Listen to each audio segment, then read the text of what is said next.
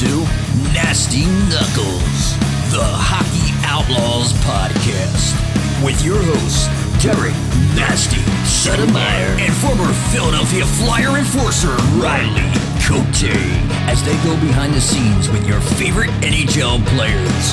Time to face off.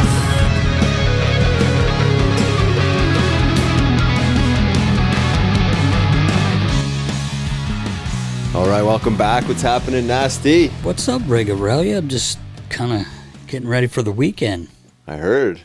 Checking for charity this weekend. 2 teams, I heard? Well, I'm trying to jump in with my buddies from Moonshine when I can, but my number one commitment is to Rocker, Dave Rockhill. It's basically our team. I think we have our men's league team without you because you're not old enough to play in this league. It's a young buck. Yeah, you're just a young buck. I don't want to say the name wrong. Amherst Mortgage or Emery's Mortgage. I'm sorry. I should have checked with Rocker. But he put the team together. It's basically, like I said, our men's league team mixed in with some guys from Tom's River that we played together a few weeks ago and won the tournament. So hopefully we have that same luck. Played against a lot of our friends from the Brew, who I played with last time. So a lot of shit talking going on. Oh, yeah? At this, You've been training? Have I? You're looking pretty rock solid. I'm down 10. Down 10? Down 10. Oh, I'm flying out there. But I pulled my hammy last week playing baseball with Elvis. Went to go pick a kid off at first. Oh, no. The old hammy. Tried to play it off. So you're going to be gimping around the ice? I might. 2 different teams anyway, but now I got an excuse. Wow. Might want to give that hammy a break and pick one squad. Been stretching, heavy stretch, just like you, doing a little Riley Cote yoga. Yeah, well, in the it helps. Mornings. That's why you're doing it. It does help. That's probably why I pulled my damn hamstring. That's why you're still giving her and showing up this weekend. But yeah, it's going to be a good weekend. It's always fun checking for charity. A lot of obviously different levels of play and some NHLers coming to town. Yeah, who's coming in? Fun. Any current Flyers? I don't. Well, I'm imagining Beezer's going to play. Yeah, he usually plays. I haven't talked to him the last few days. I'm not sure if he's going to play, but I think all the pros that are still in town will play. Obviously, Tony DeAngelo has a team who they have special jerseys, and they have Tony Vos, number 13, on the front. They're kind of playing for him and, like a charity for all his kids and all that stuff. So that'll be interesting. I saw Tony the other day. It sounds like he might be going to Russia to play at KHL. I still mind-blowing to me that go make some cake. He'll make some money and hopefully have a great year, and then he'll, get back over. He's too young. Yeah. But maybe play with good. less pressure or a different type of pressure. Yeah. I'm sure it's less pressure, but yeah, they always expect production.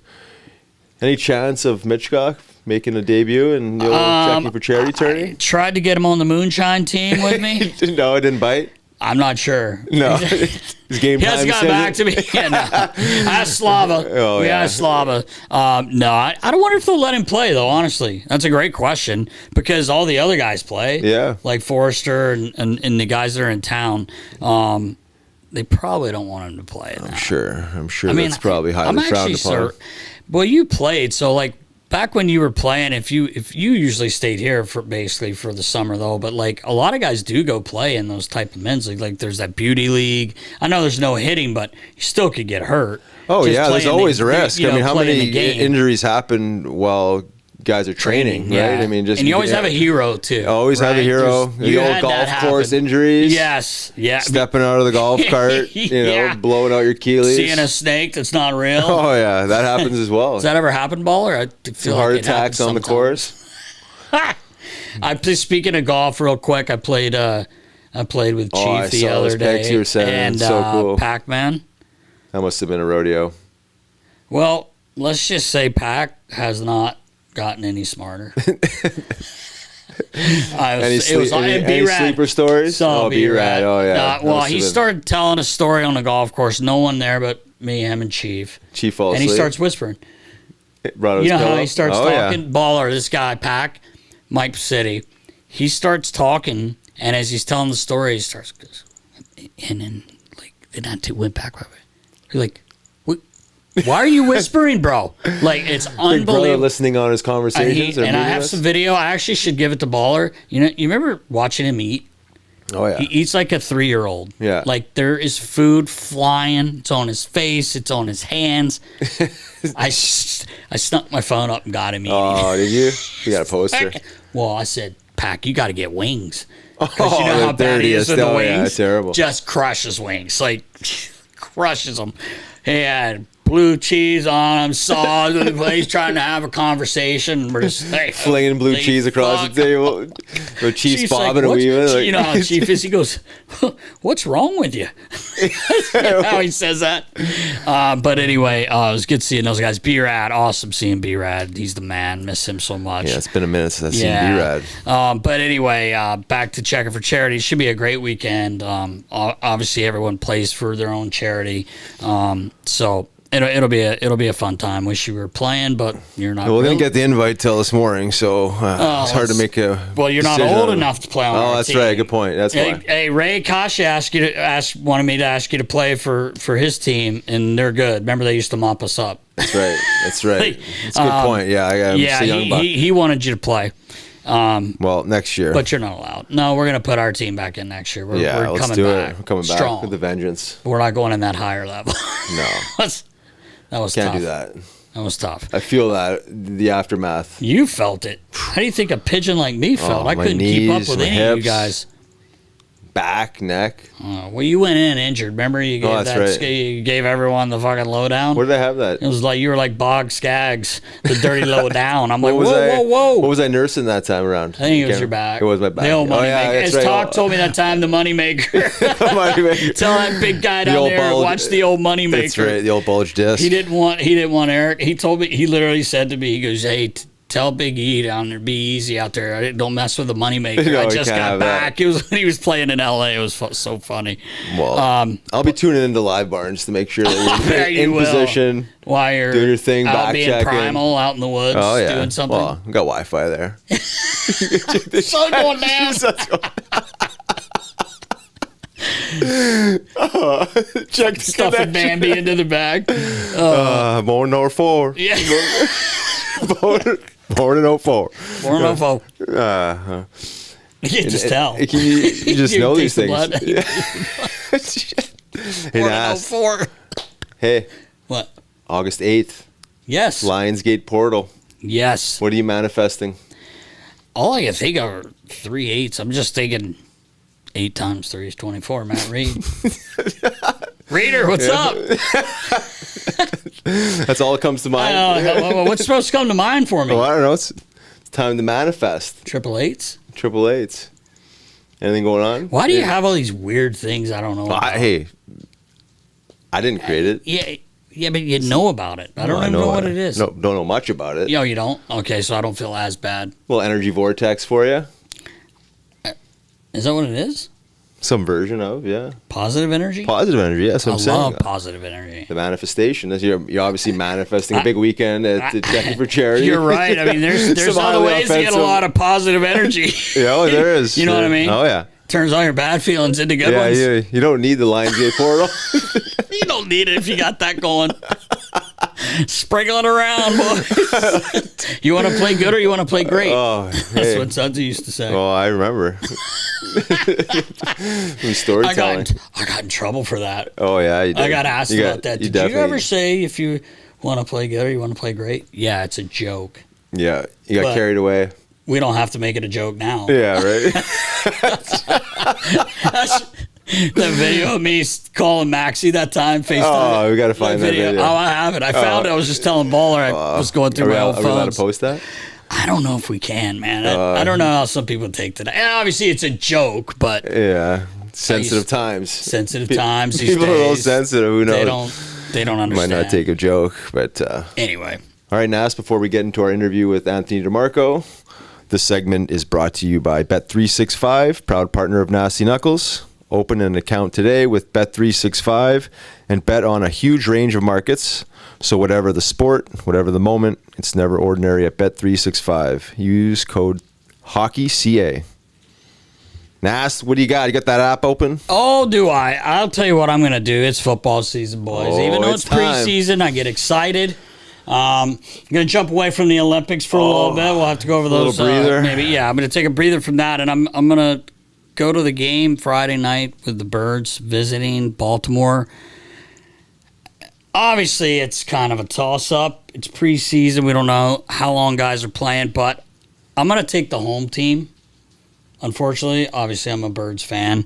But I'm just going to go with the Baltimore Ravens with the +1. I just think they want to win it because they're at home. I'm not saying the Eagles don't want to win. It's preseason.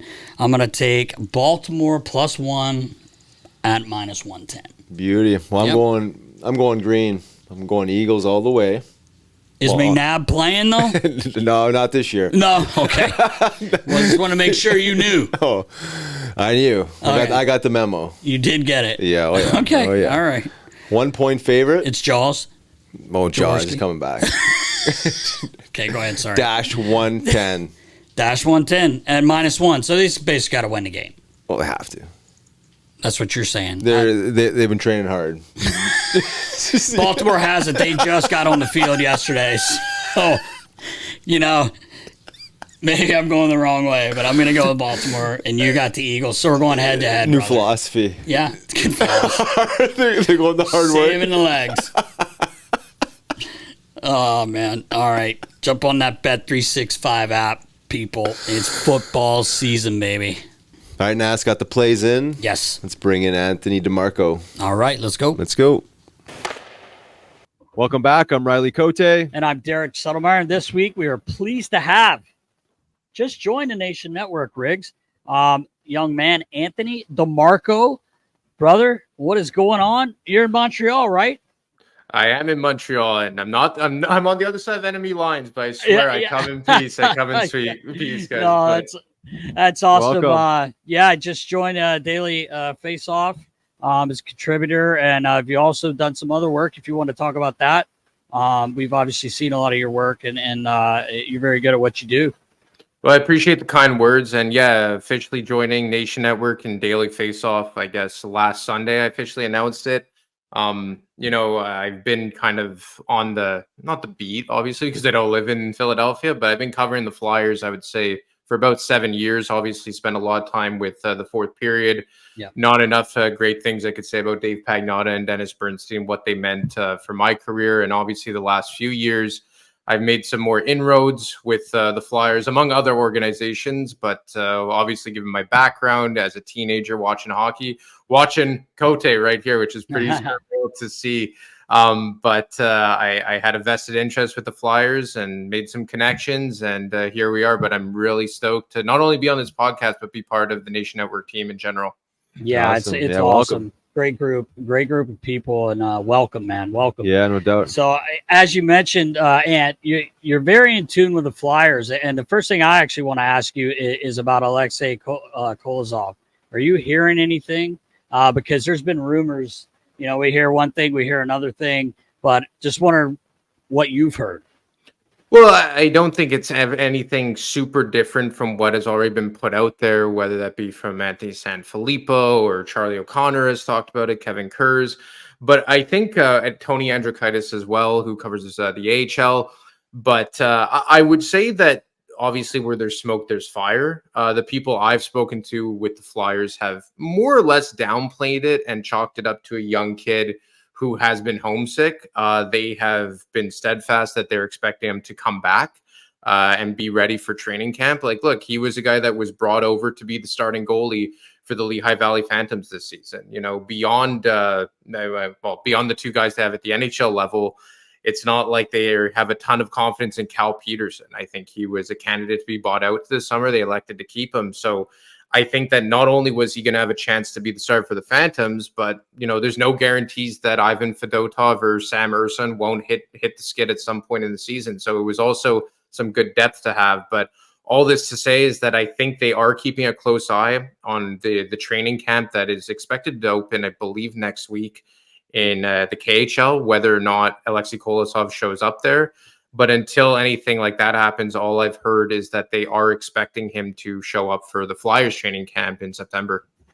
Now, when you get information like this, how do you discern truth or the best version of truth you can find in it, right? Because you're always going to hear two sides of a story, and one camp is going to support their belief system and the other camp's going to support theirs. So how do you find the middle on these types of, I don't want to say rumors or rumblings and whatnot, but this is not exclusive to this scenario, just in general. I mean, how do you discern truth in some of these things you hear? Well, I think you have to trust the person who's giving you the information, and you have to trust that they're not screwing you, for lack of better words. Right. But it's also the quality of the source, because, when I first got into this, I made this mistake very early on, and I think a lot of other new journalists do, is that they report on hearsay, and they report on, information that's gone through like 3 or 4 different channels before it comes to you. And sometimes you get, kind of horny to be like, oh, I'm going to be the first guy to put this out, but it's better to be right than first. So for me, I obviously have some contacts that I use as leads, and I have other contacts who I go to confirm information. And, there is a lot of ways that you could go about it. Either you corroborate with several different people, but depending on the quality of contacts you have, sometimes you just need that one person to tell you exactly the information that you need. So, and sometimes sometimes you'll come into information that you'll have to sit on. You'll come into information that isn't meant to be put out into the ether, right? Like, I'm sure there's a lot of information that comes out sometimes. Let's use the Kolosov example. Obviously, Tony Androkaitis or Androkaitis, I hope I'm not butchering the pronunciation there, but he reported like the hotel stuff, that he was locked in a hotel room. I was told that was, quote, total bullshit. But is it total bullshit because it's false, or is it total bullshit because it got out and they didn't want it to get out? You know what I mean? So either way, I think sometimes you also have to kind of use a bit of common sense. Like, okay, like I found out that this guy got way too buckled at the bar last night. Complete factual, but what doesn't need to be put out into the public. So that's the way I kind of go about it. It's funny. It's funny. It's hard for you guys. Like you just explained that perfectly, but it's funny because like I was fortunate enough to do what I did for 26 years, and you have friendships with guys and still, have beers with them and stuff. So you hear a lot, but like on our side of it, like we may know something, but can't say it because I could never lose the trust of my friends and guys that play. So it's always tough. So it's kind of like, we usually wait for something to come out and then maybe, well, I don't, kind of comment on it after that. But I know it's got to be, like you said, you have to have people you trust, obviously, because you could get bullshit said to you. And a lot of times we may hear something when I was having a beer with a guy last night and I know exactly what happened, but you can't say that, right? Like you have to sit on stuff like you said. So you explained that perfectly, I think. Yeah. Is there anything else to add to the Kolosov thing, or is it kind of just like wait and see and that's kind of where it kind of lies? Yeah, like I think it's a wait and see approach at this point. And I think Charlie O'Connor mentioned this last week, and he put it perfectly, where it's like, this is a story about a potential story. To this point, nothing's happened, right? To this point, all the information that I've gotten from my sources is that the kid's homesick and he didn't have the best time here. But I mean, when I was 22 years old, I made some pretty fucking stupid decisions too. So maybe you just take, a few months to, think things through. You go home, you see your girlfriend, you have some fun, then you're just like, okay, you know what? I'm going to come back over to North America. But, you bring up like the hotel information from Tony, and I have no doubt that he got that information. He's not one to just make shit up out of thin air.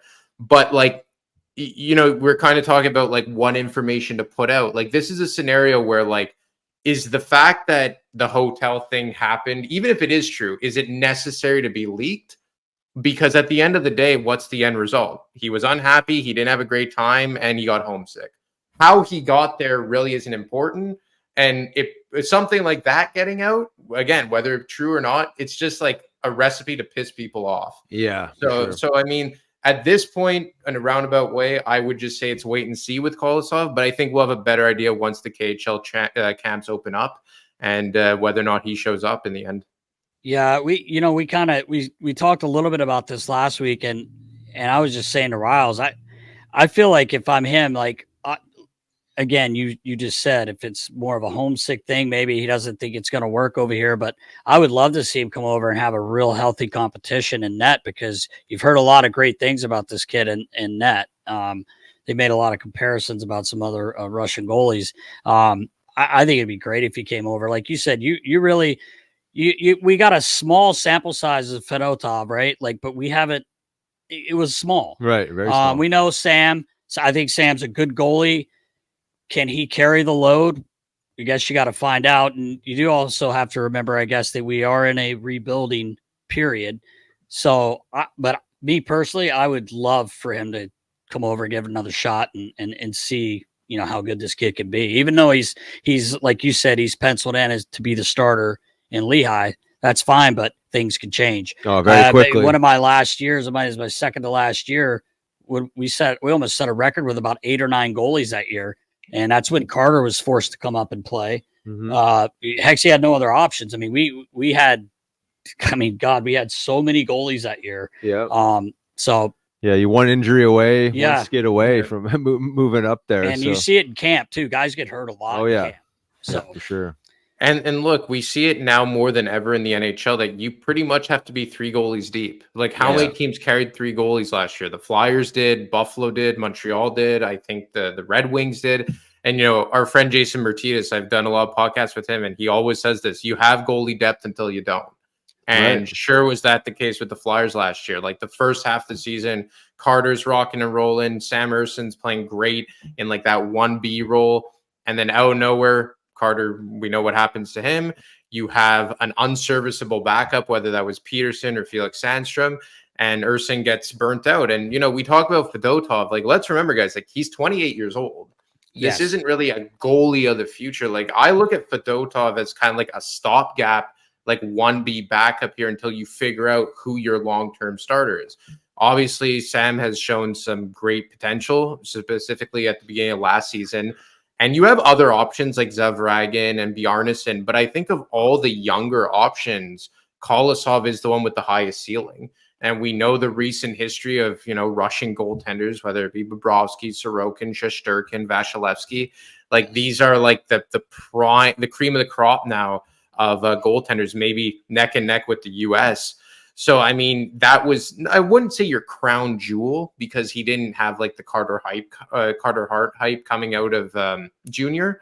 But I think of all the younger options they have, Kolosov did have the highest ceiling. Now, look, again, maybe this could all be a moot point, right? Maybe he comes over and we all sing Kumbaya by the time October rolls around. But until then, especially in the dog days of summer, we have to talk about it. Yeah, that's the truth. Exactly. I was gonna say, if I'm not mistaken, you were the first guy to break the news of Matvei Michkov coming over, or one of the first. I thought you were the first, but what do you think about all that? Did it surprise you, or were you kind of in and you kind of knew this could happen this year? Because what we had heard was maybe at the end of this coming season, he may be able to swing over to kind of what they did with Fedotov. But anyway, you broke that news, and people around here are pretty excited. I almost feel like they might be putting a little bit too much pressure on the kid, but I guess we'll see what happens. Yeah, also credit to Hockey News Hub. He was great on getting the information out of Russia. I think we were kind of like neck and neck with that kind of stuff. Healthy competition, as I like to say. Yeah.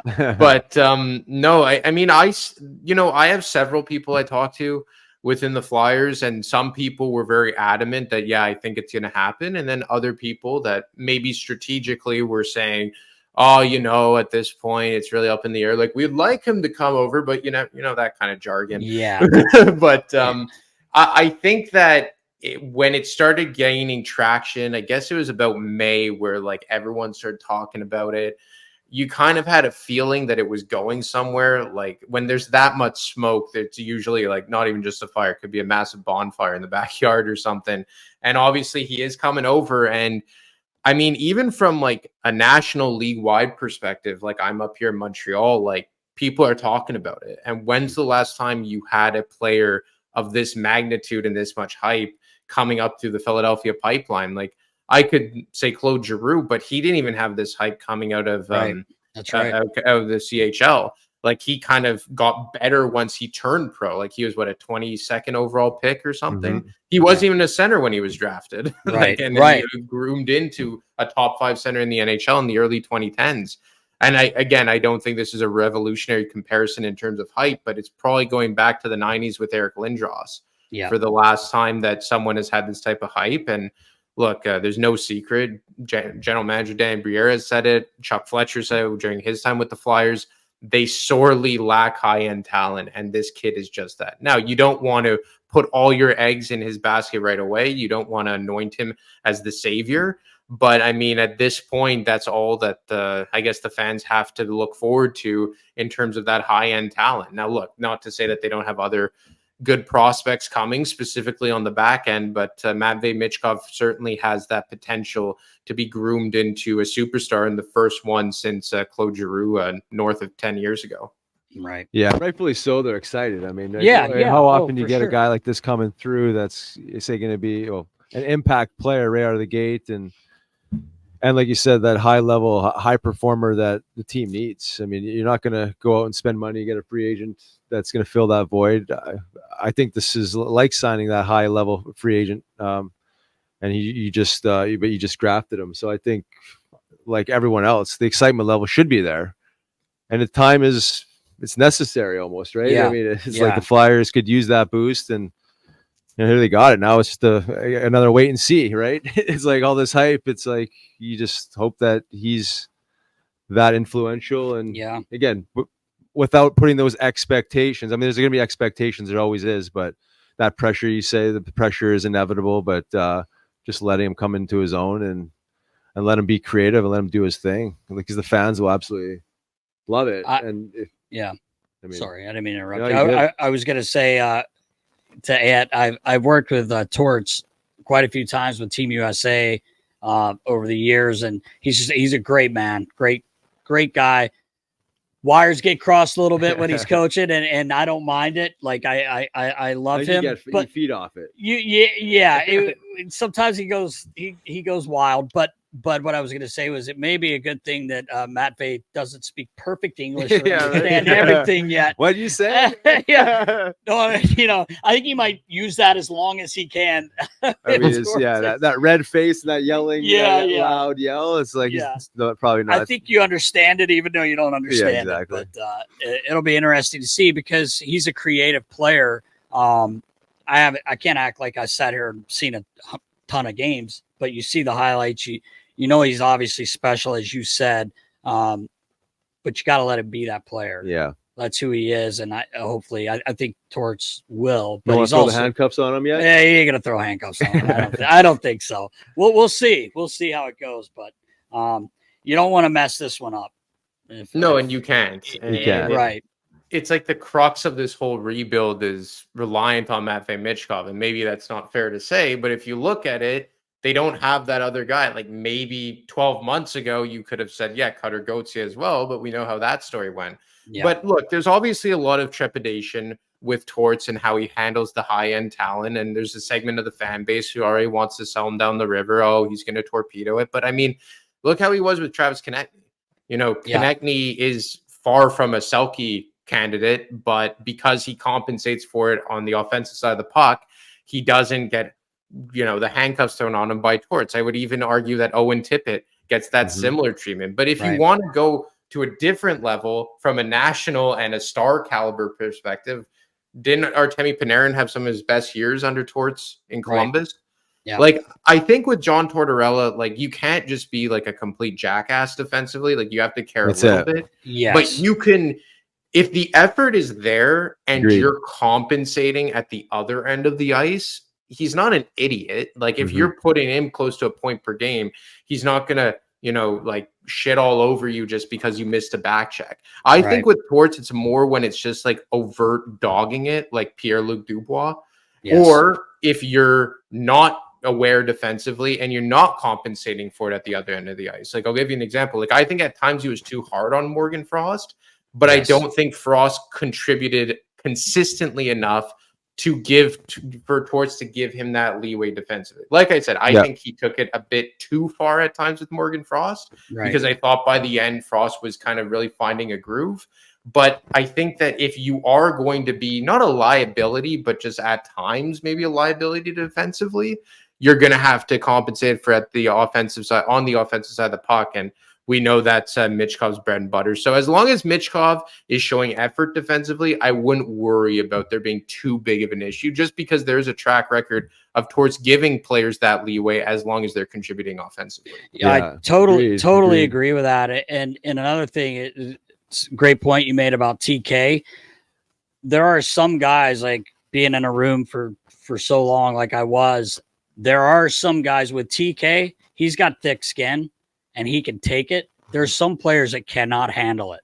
And I think Torts is also smart enough to know that as well. I think, I'm pretty sure the guy's been around a long time, won a lot of hockey games. But you're totally right about that. And then Frosty, I'm glad you brought up Frosty, because that's my guy. I love Frosty. I think I actually have a question for you in a little bit. Just I think he's earned more. I think Torts is going to give him more responsibility. I'm hoping, like you said, he kind of got into a groove, and I hope he takes that next step, because I think it's very, very important for the team and obviously for the rebuild, because you hear, there's rumors like maybe he gets traded and stuff like that. But anyway, I'm a big Morgan Frost guy. It's my boy.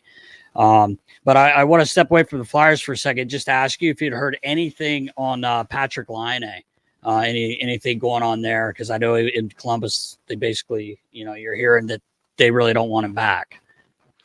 Yeah, well, it's been quiet on my end in terms of like traction. I think that there's interest. I can't remember where exactly I heard it. It's not like an original report, so I apologize. But I had heard one reporter mention recently that like Don Waddell wasn't interested in retaining money on Patrik Laine, and he makes, I believe, $8.7 million. And I think that will be a hiccup for any potential trade. And look, I get it. You don't want to trade a guy with Laine's pedigree and potential and just overall talent for pennies on the dollar with retained salary. But what have you done for me lately? And in Laine's case, is a whole lot of nothing. Now, do I think that Patrik Laine in the right scenario could easily put 30 to 40 goals in? For sure. This is just me completely spitballing. I haven't heard this at all. But I mean, I picture him in Long Island playing with Horvat and Matthew Barzal. I think that would be a perfect fit for him, especially with kind of Patrick Roy loosening things up in Long Island after playing that trap game for so long under Barry Trotz and Elaine Lambert. But if Don Waddell isn't looking to retain salary, I can't imagine there's an imminent deal. Right. If he loosens up that ask, I would have no doubt that there'd be people willing to bet on that talent, because there's always someone that's willing to bet on the high end talent. Look at Evgeny Kuznetsov. Didn't work out in Carolina, and he bolted back to the KHL. But there was still someone to throw him that lifeline and give him one more chance. But it came at 50% retention on the part of the Carolina Hurricanes. So I think if Laine is going to get dealt, Waddell will have to come down on his refusal to retain salary. Yeah, and you know what? I think someone asked us that question about where could he go, and that's actually a perfect. I didn't even think of the island. That's a great point by you. I could see him playing working with his boy Lou. Yeah, well, I don't know how much he like Lou, but that is a spot where he could go, and they kind of need a guy they kind of need a guy like that. Yeah. I mean, obviously Barzal's a special player, but and they have a couple obviously good players there, but that's a great point by you. I know that Marty Necas was re-signed, kind of like, what did he get, a 2-year deal? 2-year deal. He got a 2-year deal. You still think they're trying to move him, or you think he's staying put at least for now? I don't think they're trying to move him, but I think he would love to be moved, if I'm being honest with you. That's all I heard from people around the league, and even people within the Hurricanes organization, is that Necas thinks that he could be a superstar and a top line center somewhere else. Whether or not you agree is up to you. It's subjective, but that's what the player believes. And he doesn't think that he will be able to achieve that in Carolina. You look at down the middle of the ice, you have Sebastian Aho, you have Jesperi Kotkaniemi signed till the end of time. You still have Jordan Saul as that 3C. And then even on the wings, the Evgeny Svechnikov is kind of the top dog there. And I think for Necas, he views himself as maybe lost in the shuffle a bit under Rod Brindamore's system. And we all love Rod Brindamore. I think a lot of people would say that he's one of, if not the best coaches in the NHL, certainly from a motivational perspective. Yeah. But if you're a guy trying to break out and be a standalone star, I think that maybe that could hinder you a little bit because how much they roll 4 lines and how formulaic that system is. Like they play the same way every night, whether it be a Tuesday in January or game 5 in April or May. They're always playing the same way. And I think that one of the, I guess, criticisms in recent years of the Hurricanes is they were such a system-based team that they didn't have that standout star that could break a game open. And I think that was the same case this past year. And maybe for a guy like Necas, who was a center all the way up until he came to the NHL, now he's mainly played kind of top 6 wing, mostly on the second line. Maybe he's saying like, man, I've really hit my ceiling here, both from a positional depth chart perspective and from a systems perspective. But I think obviously rookie GM and Eric Tulsky doesn't want his first major move to be trading a guy away who not only wants out, but still has the potential to elevate his game to new heights in another market. And he doesn't want to, I guess, give him up for pennies on the dollar because maybe he had a more down year. So you get a 2-year deal that is a very tradable contract if the player still wants out in a year's time.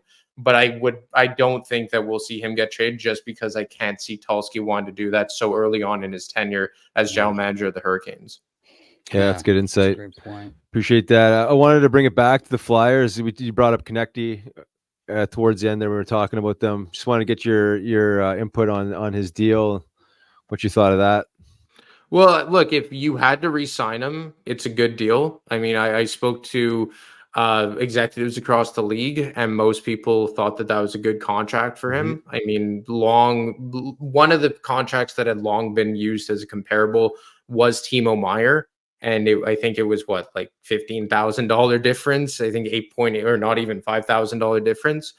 I think Konecny's earned it, especially with the cap going up. He 8.75 for a guy who is a slam dunk to be a 60 to 70 point guy, at least in the immediate future, I think is very par for the course. Obviously, the years are probably a touch longer than you wanted, but hey, you have to give a little there. I mean, I think that there is validity to the argument that you should have traded him, recouped assets, or even though it's a good contract, the Flyers shouldn't have been the team to give him that contract because of where they're at organizationally, which are all fair points. But the contract itself, I think that the Flyers got a steal here. Like they were very steadfast that they were not going to go into the 9s.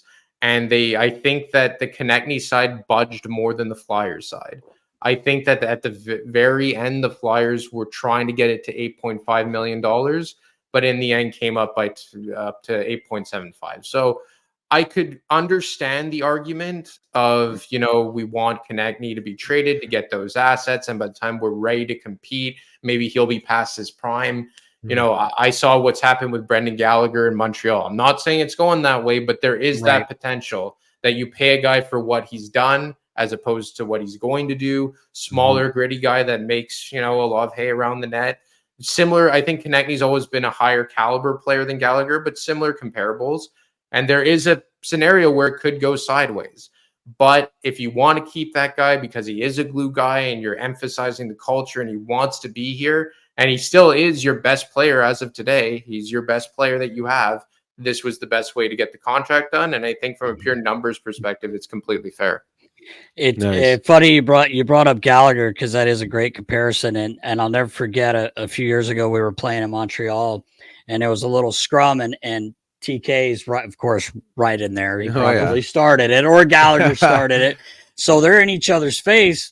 And I'm just kind of laughing. I'm like, these two little guys just going at it, but that's how they play. They play bigger than they are, obviously. Right. So he comes back to the bench, and I said, were you giving it to him? What would you say? Because TK he's good that way. Happy. He's lippy, and he's always got some good one-liners.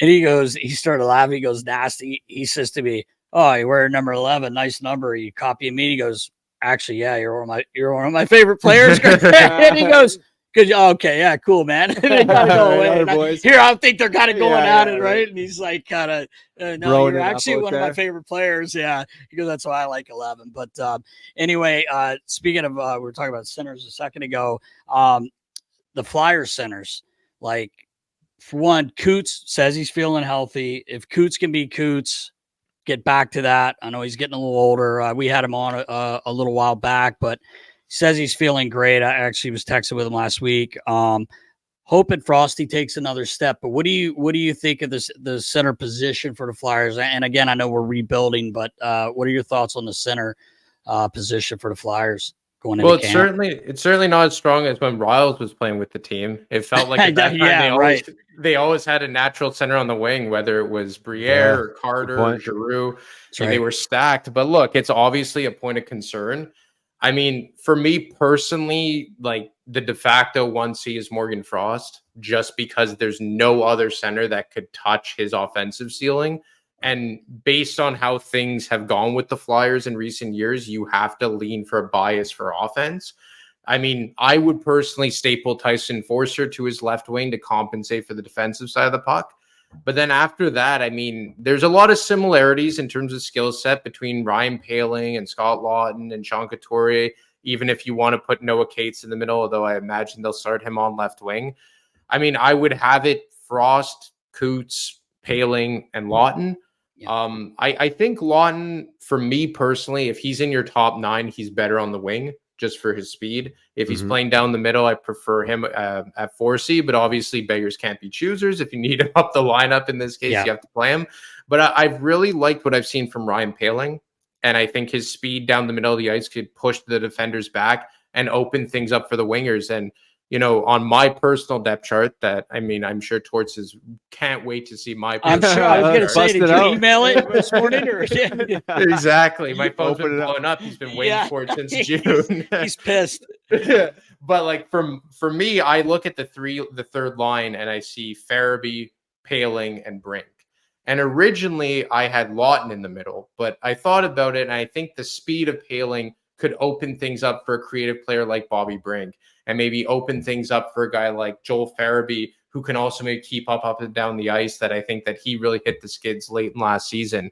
So Coots, I would imagine, is probably going to start with Michkov. That's just a hunch I have. You know, compensate for the defensive side of the puck. You put Tippett on the left side. But it's obviously an area of concern long-term. You don't know if Morgan Frost is going to be a top 6 center long-term. I personally think he will be, but it's far from a guarantee. Can Coots hold up for a full season, even if it's as like a 2B-ish center? And can Ryan Poehling replicate what he did last year? Like, I know Lots had a bad year, certainly by his standards, following the first year under Torts, but I think somewhere in the middle he'll find himself. We more or less know what he is, even in an off year. But I think for Ryan Poehling, it's a big year for him to see if he can actually be a competent 3C. Because for me, I think they need that extra guy in the middle 6, to help Sean Couturier have some pressure alleviated off of him. Because I think that was a major reason, and that's not a revolutionary take, a major reason for why he torpedoed so bad in the second half towards the end of the winter was because there was just too much on his plate. And I think that if you could have Ryan Poehling take some of that off of him and give Morgan Frost more of a runway, I think that they could find a way to make Coots like a competent 2-3C moving forward. It's not going to be ideal. Long term, they're going to have to figure some shit out. Hopefully, Luchenko could help with that somewhere down the line. Yeah. But I think that they have the pieces to be okay, especially given the wingers in their top 9. And I really like the setup of their wingers in their top 9, especially with Michkov there, the way that Forster took a step in his rookie season. I think Tippett's only going to continue to grow. We know what TK is. I like Farabee and Brink as your third line wingers. As long as Torts doesn't get a bit too heroic with running Coots into the ground or putting the chains on Morgan Frost, I think they have the ability to get by with the guys that they have. But it'll take some guys taking a big step forward this season. Yeah, they're definitely going to need that. And just popped in my head here. Do you see the Flyers maybe bringing some guys into camp for PTO? I don't even know who all's out there, you know, just for a tryout, basically, to camp. maybe for a center, more of a depth centerman. I don't Just know. a challenge, couple just positions. a challenge. Yeah. Bringing some depth. I wouldn't. I think up front for sure. Like, I don't have names off the top of my head, but it never hurts to have an extra center, because even in Lehigh, like, you have Elliot Denwyer. I believe Lazinski still kicking around, but even at that, I don't think that Torts has a whole lot of confidence in him. Right. Like, that's been always kind of like the issue, or at least recently, is that even in Lehigh Valley, you didn't have a lot of options. And Denway, who had a really good rookie season in Lehigh Valley, had a really poor season last year and really hit a sophomore slump. So I would certainly look to bring in someone as a 14th, 13th forward who can play down the middle. Like, yes, you have Noah Cates, who can easily slide into the middle of the ice, and he was really good in that role in 22-23. But do you really want to have him going back and forth unless it's absolutely necessary?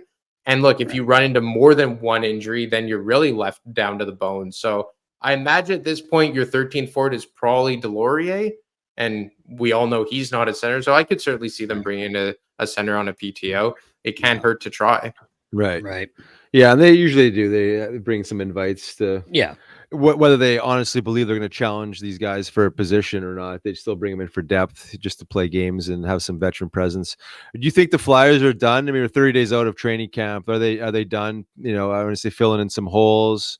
Maybe another free agent signing. You think they are what they are going into camp? I would imagine so. I think they made a few AHL signings for goalies recently, in case Kolosov does not show up. But I would imagine so. Like, you look at their roster, you pretty much have 13 forwards. You're probably going to carry 8 defensemen, and I imagine Ginning and Zamula will be battling for that final spot alongside Risto. I mean, maybe you sign a depth signing on the back end, but even at that, I think they're relatively deep, even in Lehigh Valley at defense.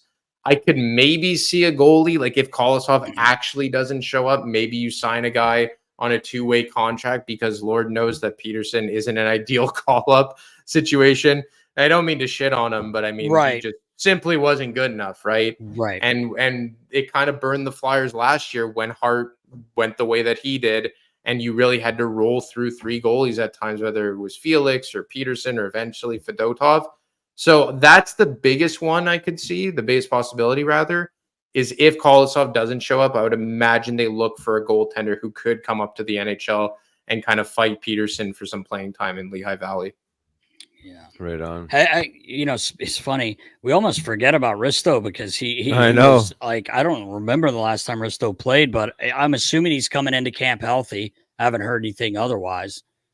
Yeah, I mean, I think that's the plan. All I heard leading into the offseason is that he would be ready for training camp. And he was one of the guys that I think that they were looking to move and get out from under that contract. And look, to his credit, since Bradshaw and John Tortorella have shown up, he's really turned his game around. Is he overpaid? For sure. But every team, it's funny, everyone says he's overpaid. But if he made it to free agency, you could bet your ass that there'd be someone that would give him 4 years at $5 million. Yeah, right. Exactly. Like, that's exactly. So true, right? I always find it hilarious. They're just like, oh, he's overpaid this contract. Then Gabranson gets 4x4. Chirac gets $5 million. That's right. Zadorov just got $5 million at 6 years for Boston. You always, and you could blame it on hockey men or the game's passing by, whatever. It doesn't change the fact that there is always someone that's going to pay that money. Yeah, that's right. And the best description I've had from Risto from a general manager on another team was that you love those players. It's just whether or not you can afford the luxury to pay them. That physical bottom pair defenseman. Like, I remember on Boston, he was a bottom pair guy 10 years ago, but Adam McQuaid played such a role for him. Oh, man, yes. Just a pain in the ass to play against. And even when Tampa was winning cups, whether it was Zach Bogosian or Luke Shen, they always had that rough and tumble guy on their third pair. Like, you look at the monsters that Vegas had a year ago, whether it was Whitecloud or Haig on their bottom pair. It's just whether or not you can pay those guys $4 or $5 million. The Flyers aren't in a position to afford that luxury. But if Risto could maintain the level of play that he has had for the last 2 seasons when he's been healthy, I think there's certainly a fit for him on a cup contending or playoff caliber team as a number 5 stay-at-home guy to play those tougher minutes on a third pair. At this point, they're just waiting for Risto to string a stretch together of healthy play in order to move that contract. And yes, he is overpaid. Maybe it requires some retention, but at this point, they can't even entertain moving him because they just need him to get healthy first. Yeah. Right. How do you see the Flyers season playing out if they're set up the way they are right now and everything, rolls accordingly the way they kind of expect it to? Are they a playoff team? How far can they run this machine down the stretch? I think they're probably in and around the spot they were last season. I look at the Metropolitan Division, you're probably going to have the Hurricanes regress a bit, but be near the top. You're going to have the New York Rangers probably stay near the top. But after that, Washington did get better, but are they better than the Flyers? Pittsburgh just got older. Kevin Hayes getting brought in doesn't really inspire me all that much. Columbus is pretty much rebuilding. You have the New York Islanders, who will probably be in that third spot. Not much changed in the Metro for me. Now, the New Jersey Devils, I think, are going to be a majorly improved team. They finally have competent goalies, and they don't have me playing in goal. So I think that now that they're getting some saves, they're going to be back near the top of the division. But the one thing for the Flyers, I think, that is imperative if you want to make the playoffs, and we saw it this year, is get into that top 3.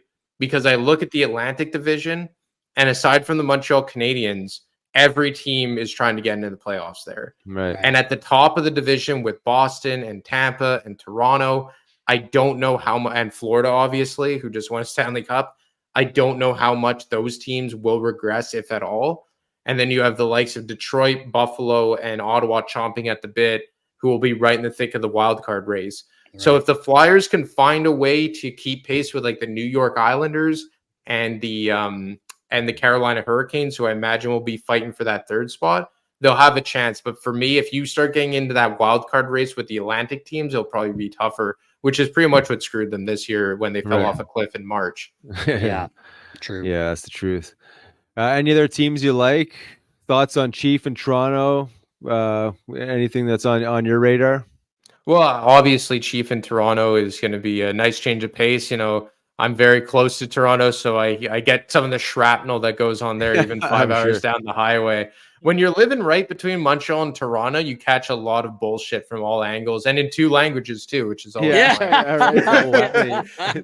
that's always great. But I'm interested to see what happens there because, I like what they did on defense. You bring in Ekman Larson, you bring in Chris Tanev. They bring in Anthony Stolarz as a backup goalie to Joseph Woll, who I've always liked. But Chief behind the bench is going to be interesting. They're more or less running it back with the core 4 plus Morgan Rielly. I don't expect a lot to change in terms of the regular season. I think if you go back the last 5-6 years, they're probably the best regular season team there is. They're always right near the top of the Atlantic. It's always what happens when April and May come around. But I'm really curious about the New Jersey Devils. I had them going to the Cup final this past year. I think they were a good enough team, but the goaltending, like I mentioned before, was just absolutely atrocious. Now you have Jake Allen and Jacob Markstrom, but I wonder if Jack Hughes could stay healthy. As a fantasy owner of Jack Hughes, it was awesome at the beginning of the season, and then he torpedoed the rest of the year because he was always hurt. And you got to wonder if that team is big enough up front. And I know, we're in a very skill-based era, high-end offense, a lot of scoring. But size does matter, and I think you've seen it with a guy like Jack Hughes early in his career that the bumps and bruises along the way have really hindered him. So I'm really looking forward to, well, maybe not looking forward because we're covering the Flyers, but I'm curious to see what the Devils can do with a new head coach in Sheldon Keefe, a kind of a new look back end as well. Dougie Hamilton missed all of last year, and they brought in another defenseman that the name is escaping me now. Brett Pesce, I believe they brought in from Carolina. Mm-hmm. And, they have a really good mix on the back end of left and right shots and vets and young guys. Like Luke Hughes can now maybe pair with Pesce. You have Siegenthaler and Hamilton who will be reunited. They were a really good pair 2 years ago. They also have Simon Nemec who will probably pair with, I think it's Brendan Smith on their third pair. So I'm really curious to see what happens with New Jersey with a new look back end, healthy Dougie Hamilton, and a completely revamped goaltending duo. Yeah, the goaltending is definitely something they need. So how's a guy from Quebec become a Flyers fan? Just covering the Flyers. How does this play out? Yeah, so I grew up it was weird, like my family weren't hockey players at all. My dad was the son of an immigrant family from Italy. My mom couldn't give less of a shit about sports, and they were divorced too from a very young age. So like I moved to this suburb of Montreal, same suburb that Alex Burrows comes from. Actually, he grew up like 5 minutes away from me, and I moved right next door to a family of hockey players, and all the 5 brothers who all played hockey. One of them, who's still my best friend to this day, who was a Bruins fan along with his dad. Wow. And just around that time, my dad started watching hockey. Just wasn't a hockey player, but was just watching hockey, and he took a liking to the Flyers because of how fucking dirty and nasty they were. There you go, And I guess right? as It an sounds about Italian right. immigrant, he was just like, oh, they punch people in the face? Yeah, fuck yeah, let's do it. So that's how kind of it started. And, I became a Flyers fan just because of him. And my best friend to this day, is a huge Bruins fan. It was kind of hard to watch it because back then, early 2000s, you only got like the local games. I would get Montreal games in both languages or the Ottawa games.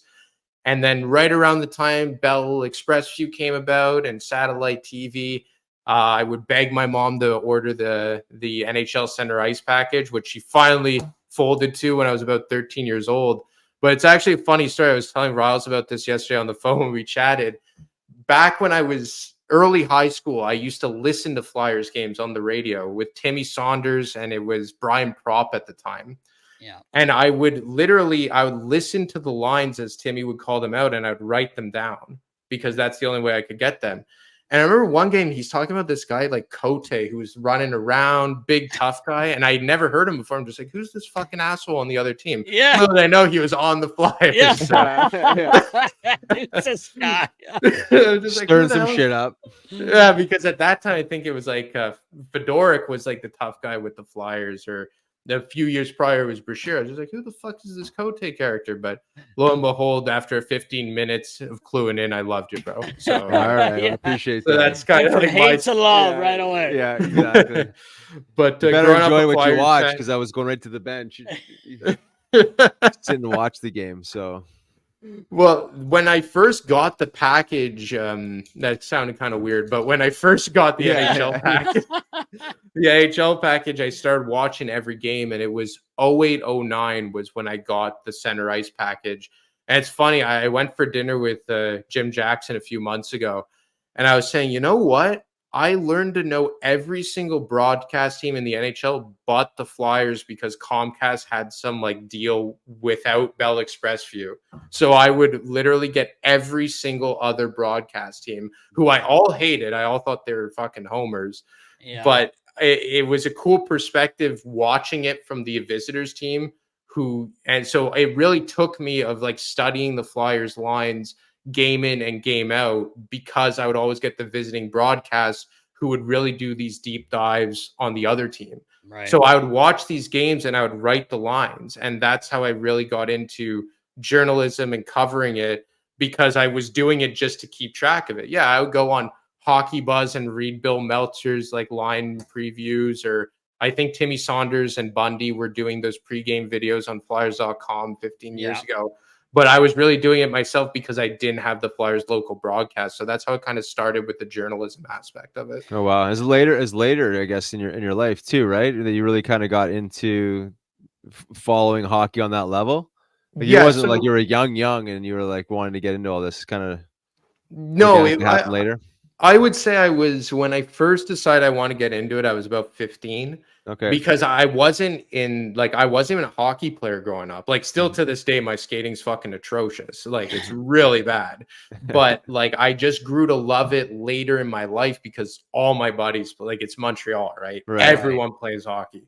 My 4-year-old nephew can skate circles around me already. You know what I mean? But like I said, you're getting it from all angles and in 2 languages. And all my buddies played. Going into high school, all my buddies played double B, all this stuff. Like, You know, my buddy played with Mike Matheson in the West Island of Montreal. Like Anthony Duclair was on that team. Like, it's cool now that I'm at my age. There's so many players that come out of this area, but I kind of grew to love it in a different way because it came to me later in life. I'll go like now I play a lot of deck hockey. Like that's really big in Quebec, but I was never a hockey player. I'm the worst athlete you'll ever see. It's embarrassing. You know, I have a ruptured disc in my back because I tried to tie my shoelace too tight. I'm not flexible at all. Let's let the doc. Let me diagnose that. Yeah. He came off the ice a few weeks ago. Actually, it was Wayne Simmons' night. There was a game. I'll make everybody else has heard this, but right at literally last 10 seconds of the game, it ends in overtime. You guys had to play overtime. You would have never been injured. I come around. We're in the center. We're having a party for Wayne Simmons, but there's this. I don't want to call it. It wasn't an alumni. It was for Mr. Schneider's foundation, and it was like a pro-am. Yeah, game. It was a pro, but it was like a lot of big names out there. Anyway, I hear the horn go off, so I'm like, let me run back and see. Here comes Riley limping down the hallway. I'm like, what'd you do? And I think, did you block a shot? Because this guy will like lay down and block shots. He's fucking nuts. But he goes, tore my MCL. I'm like, what was was the doc out there? Like, how do you know you tore your fucking? So let him evaluate you before you just. Well, that's the diagnosis accurate. Is it torn MCL? As far as we know. Yeah, as far as we know, it's healed up. But that's funny you said that.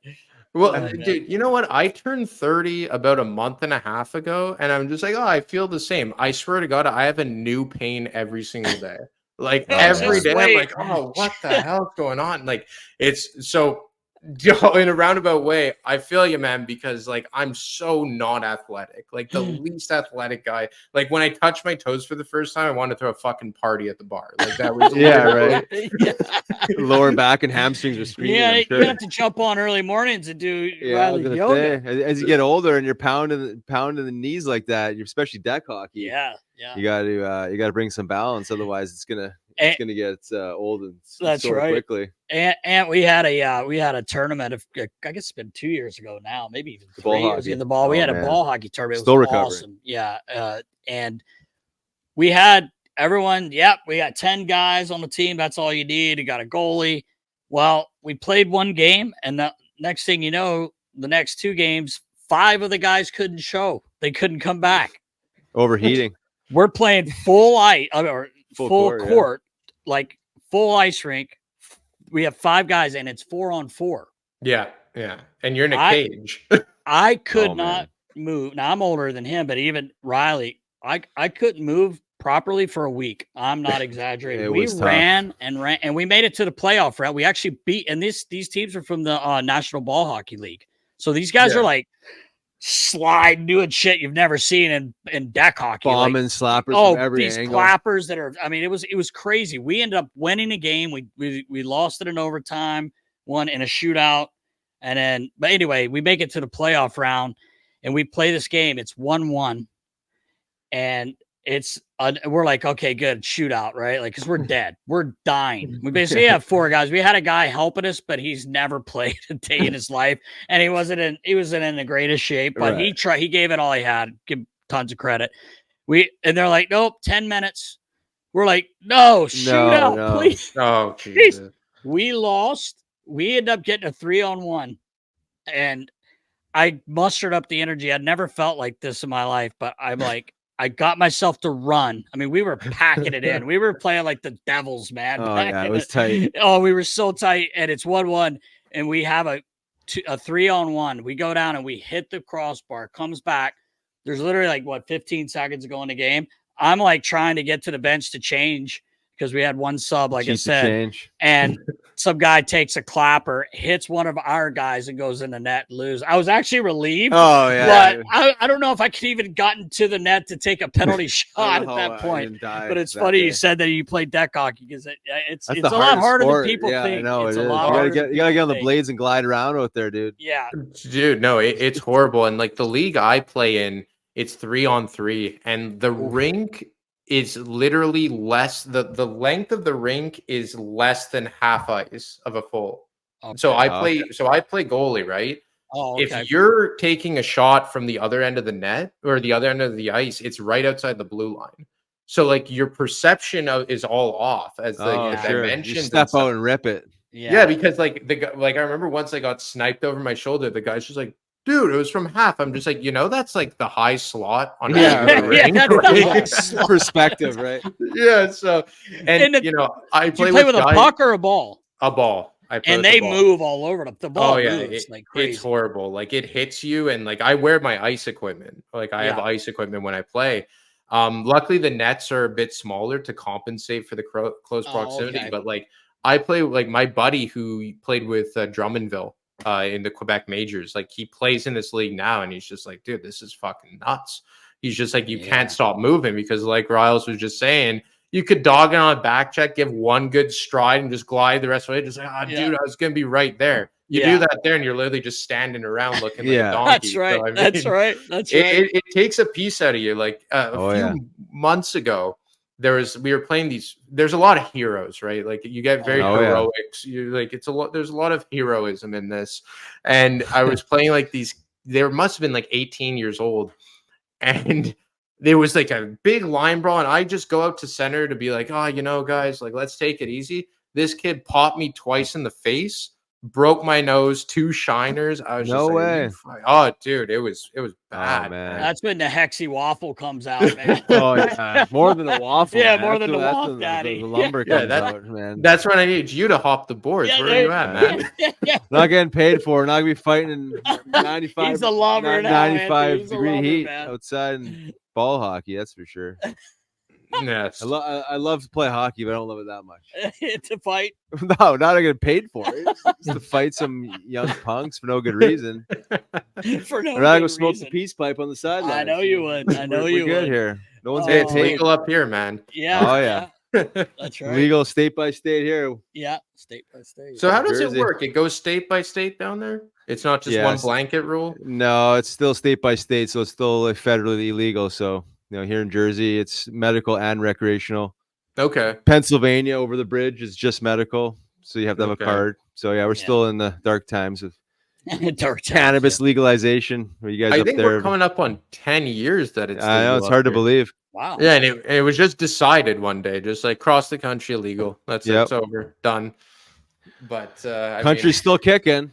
Haven't burnt down the country because of cannabis legalization. No, that's Not right. that I've seen, for anyways. sure. That's for sure. Oh man, but, Anthony, we can't thank you enough, man, for joining us, dude. A lot of knowledge on the game, and you're doing a great job. And welcome to the Nation Network. Yeah. Man. Well, thank you very much, guys. I've been a fan of your podcast for a long time, and it's really an honor to get on, to jump on with you guys, and even tell a bit of my story and just shoot the shit about the Flyers. Obviously, there's not always a lot to talk about in August, so whenever I find people that could just talk about nothing with for an hour, it's always fun. But I'm glad to be on the same team now, officially and unofficially, and looking forward to doing this down the road again. Yeah, absolutely, 100%, man. Yeah, we'll have to grab you somewhere along the season here and get your inputs again. Looking forward to it, guys. All right, big thank you to Anthony DeMarco for hopping on. Yeah, great guy, man. Glad to have him with the Nation Network. Not that he wasn't on our team. He's a great guy and does a lot of good work, and he knows the shit. Great little addition. Yes, we'll have to pick his brain throughout the season. Yep. He's got some scoops. Oh, he does. He's got someone in there. We need those scoops now. Love it. Gotta break some news. Break it. You know what time it is to break? I know what time it is. What time? Klyr Rum. Klyr Rum questions brought to you by Klyr Rum. Go to klyrrum.com/shop. Punch in Nasty 2023 and get 35% off of your order. PA residents only rigs. Take advantage. Do it. Have been. I have been. All right, baller. What do you got? Hi, ballers. Saw you tweeting hi at people. Nasty's a friendly little nugget. I'm a friendly guy, especially if you have watermelons hanging out there.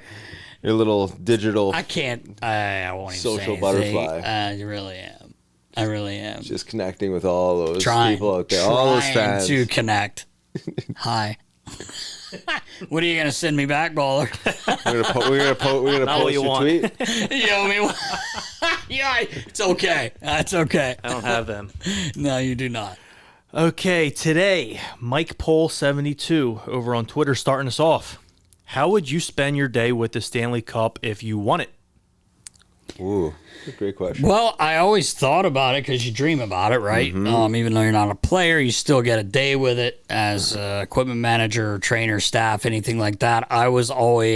My plan was to take it back to North Carolina and have a party there with all my friends. Yeah. That was what I always wanted to do. Yeah.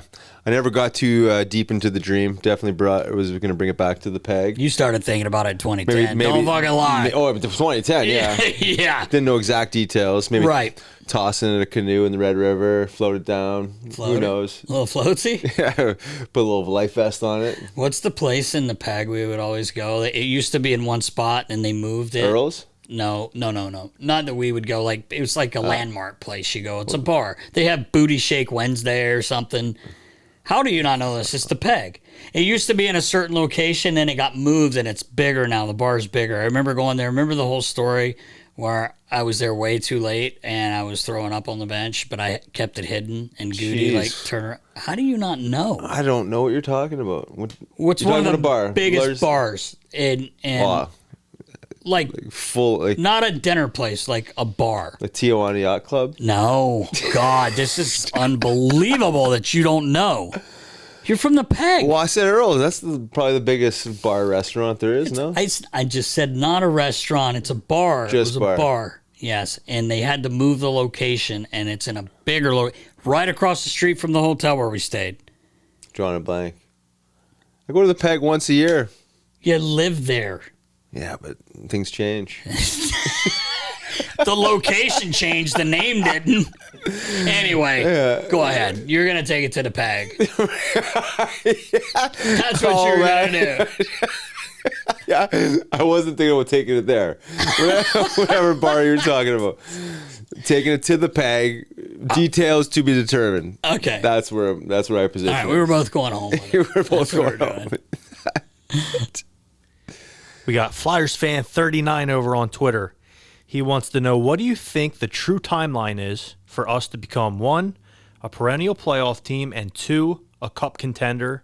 He adds there's a lot of dead money on the books that will clear up in the next 2 years. Yeah. That's a good question. I think with Michkov getting here a little earlier than expected, I think that's going to help, especially with him just playing in the league, getting to know the league. Riley said he's going to get 90 points this year. I'm not sure he's going to get that many. You said 60. I said 60. You said over. Over 60. Over 60. That'd be great if he does. But in all seriousness, that's a great question. Let's say I want to say I'm being hopeful here in the next 3 years.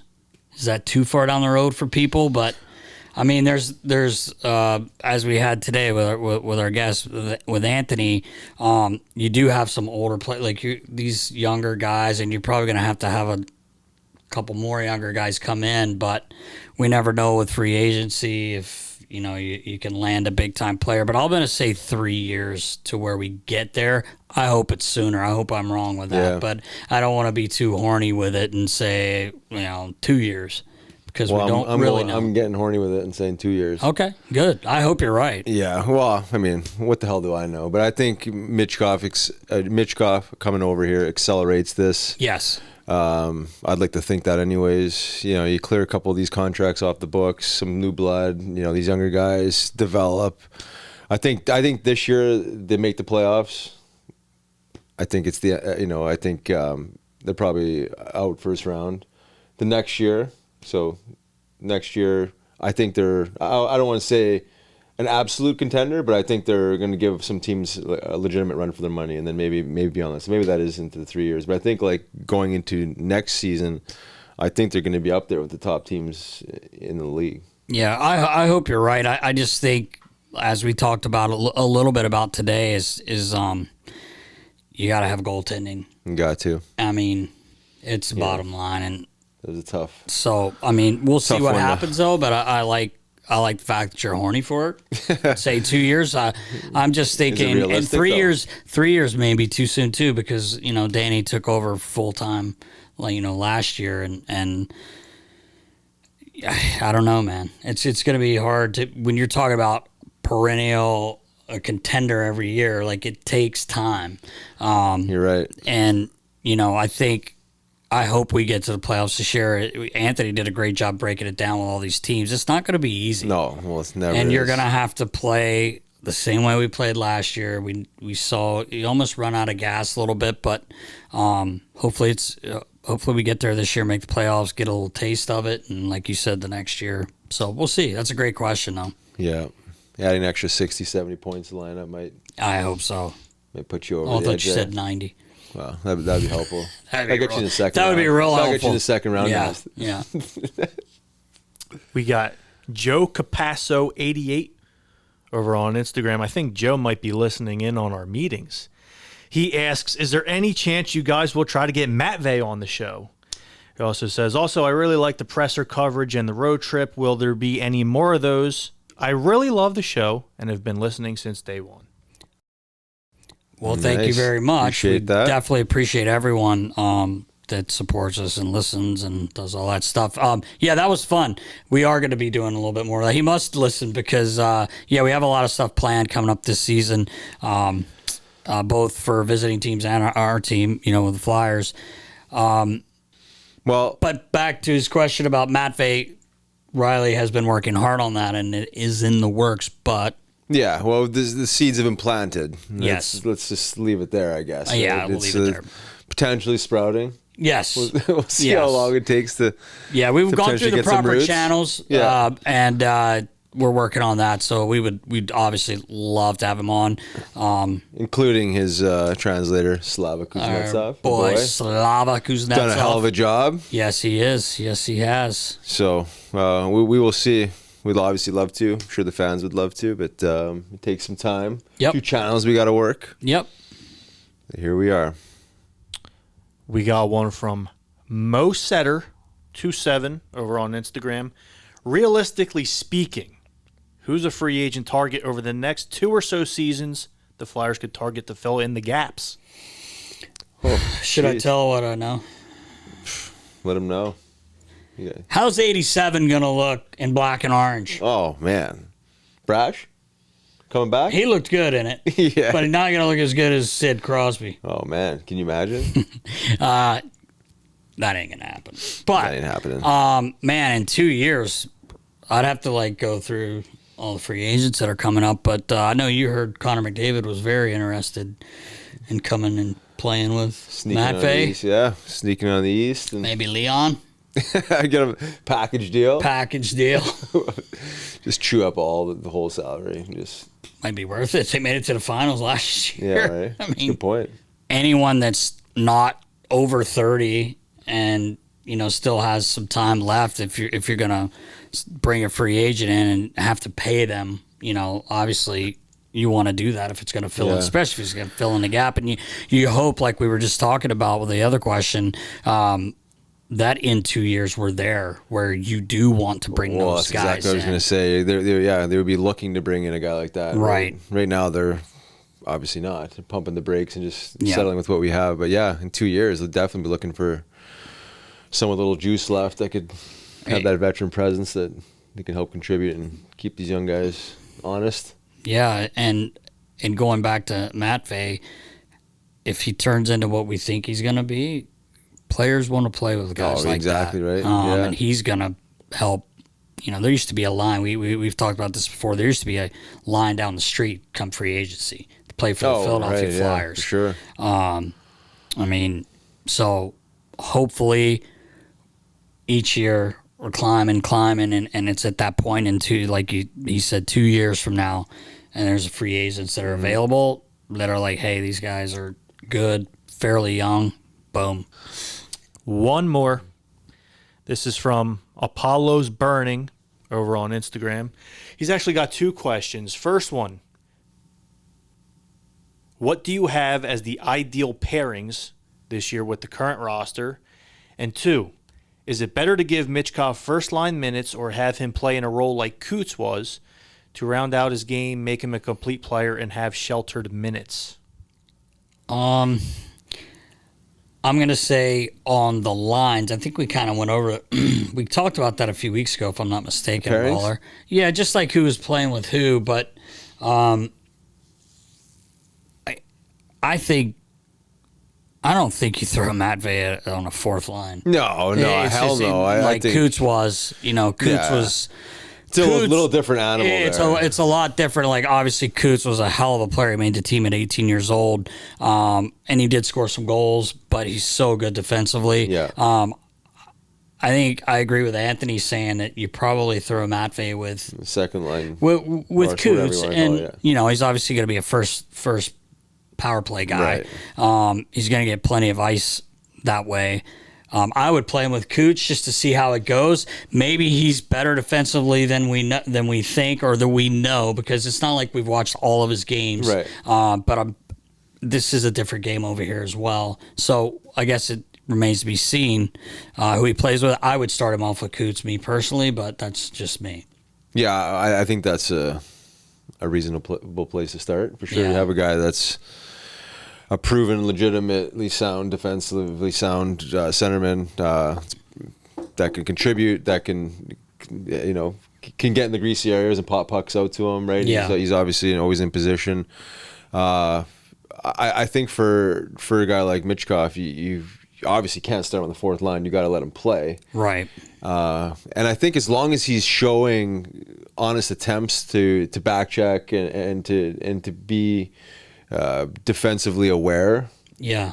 Like, he's going to make mistakes, and there's going to be times they're going to be showing him video and they're going to be harping on him. But I think as long as he's making that honest attempt and digging in on the backside and in those greasy areas to make up for the high risk, high reward game he's going to play, he definitely should be floating around the top two lines. Yeah, but I like the Coots. I like the Coots play. It's certainly not going to be with Frosty. Right. At least to start. Who knows? I mean, you never know. But I think just you have that sound centerman, it makes a lot of sense. And you say a guy like Tippett could be an amazing guy to have with speed and obviously the shot down the wing, because Michkov's a crafty guy. He's gonna get some pucks to these guys. Yeah, for sure. Some small areas. So I like that. Yeah, that's what I'm going with as well. How about deep pairings? I'm thinking you start with Sanny and Yorkie together. They seem to work well. I like that. I know they're both lefties, but then I think you put Sealer with Drysdale. A little security. A little safety. And some toughness too, and we might need to put some bubble wrap around Drysy. Yeah, hopefully he stays healthy. Yeah, he's a great kid and obviously has a lot of talent. And then I think you're going to have 7D. You have Zamula there. Risto hopefully is healthy and ready to play. And then you have Zhenin as well. So I think the bottom pair could switch a lot depending on. I mean, Zamula ended up on the power play a little bit last year. Good point. So that's what I think they'll start with. Obviously, I don't know. I didn't talk to Torch today, but you did? No, not yet. No, but Get those inside scoops I think now.